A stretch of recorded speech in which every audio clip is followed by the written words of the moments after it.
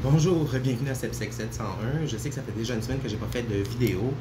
C'était parce que, en fait, cette semaine, on va aborder la partie qui est beaucoup plus personnelle de la recherche. Donc, c'est des choses qui sont très personnelles pour moi, c'est des choses que j'ai vécues et expérimentées.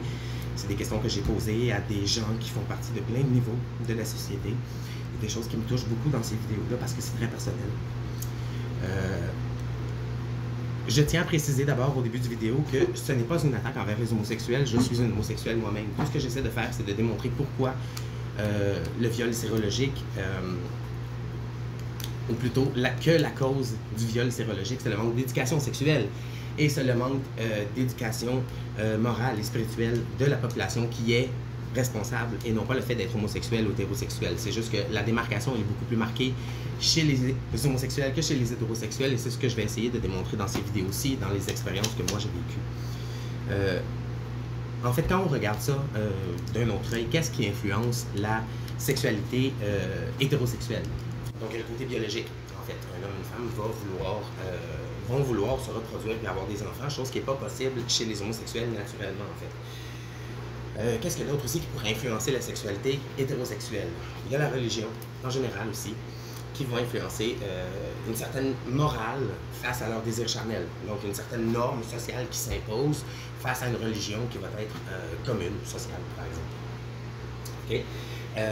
Il y a les cours aussi d'éducation sexuelle qui vont vous aider à découvrir la limite corporelle et la limite sexuelle entre deux personnes au niveau sexuel, au niveau humain, qui a beaucoup aidé grandement à former en fait ce qu'on connaît ou ce qu'on a appelé la norme de la sexualité hétérosexuelle. J'ai beaucoup plus recherché du côté homosexuel, on s'entend, donc j'ai vu moi plus les déformations que ça donne plus loin. C'est pour ça que la vidéo est en 3 parties parce qu'il y a beaucoup de matériel à couvrir. Et ça ne couvre pas non plus le niveau. On va retourner au niveau médical, la drogue, la solitude, dans d'autres vidéos aussi. Donc, l'éducation morale et religieuse à l'école a beaucoup aidé, parce que ça a toujours été assez présent chez les hétérosexuels. Et aussi, ça leur donnait une formation sur leur spiritualité puis sur la responsabilité face à leur vie, face à leur entourage, de leur sexualité. En fait, parce que le regard social dans la sexualité a aussi une grande influence, en fait, sur comment on va gérer notre sexualité personnelle. Okay? Donc, je vous donne juste un exemple ici. L'opinion de dire que les hommes homosexuels ont, à nos yeux, trop de partenaires sexuels va nous valoir une accusation dans le monde gay de slut-shaming, si vous voulez. C'est des choses qu'il n'y a pas en général dans le côté hétérosexuel parce que la norme impose en fait que oui, c'est ça, ça va être une slut de toute façon si c'est une personne qui a beaucoup de sexe avec elle. Donc, on retourne à ça. Donc, depuis 1960, en fait, ici au Québec, on a décidé qu'on séparait l'Église de l'État. Mais aussi, chose qu'on remarque, c'est qu'on a, moi j'ai l'impression aussi qu'on a rejeté l'Église aussi grandement. Et c'est pas nécessairement une mauvaise chose, sauf que l'Église n'avait pas que des enseignements qui étaient mauvais pour la société. Parce que justement, il y a aucune forme de spiritualité, en fait, qui est venue remplacer ça dans la société ici au Québec par la suite. Là, maintenant, on voit une recrudescence du yoga, on voit qu'il y a beaucoup de gens qui se tournent vers la spiritualité pour s'expliquer le monde dans lequel ils vivent, c'est très bien. Mais on s'entend que ça n'a pas été une norme sociale que de remplacer l'Église par une autre forme de spiritualité, ça n'a pas été fait.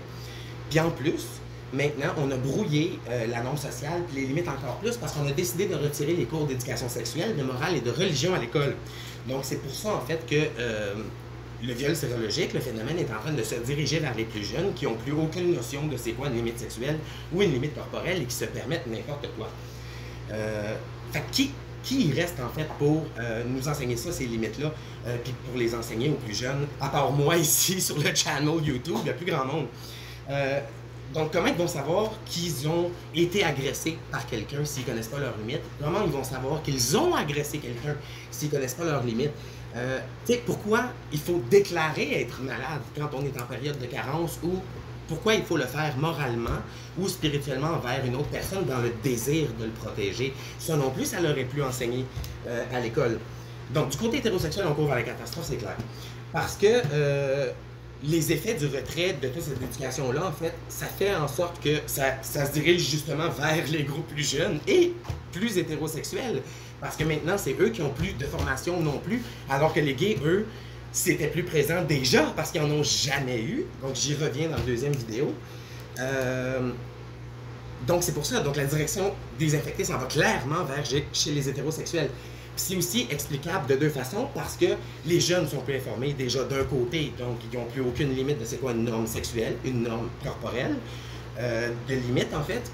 Et ça va aussi du fait que la bisexualité est de plus en plus acceptée. Donc les hommes hétérosexuels sont de plus en plus bisexuels, puis ils font un pont en fait entre la sexualité homosexuelle qui est déjà pleine de problèmes et de maladies et le monde hétérosexuel, où ils vont reprendre les mêmes habitudes et les mêmes risques en les reproduisant. Parce que ça, c'est un problème qui est endémique littéralement chez les gays et beaucoup plus remarqué chez les gays depuis les années 70. Donc c'est ça, ça va être le sujet du deuxième vidéo. Donc je vais expliquer pourquoi en fait c'est plus endémique chez les gays, parce que c'est beaucoup plus remarqué, puis on va voir pourquoi c'est beaucoup plus remarqué chez les gays que chez les hétérosexuels. Donc merci d'avoir regardé, on se revoit dans la deuxième partie.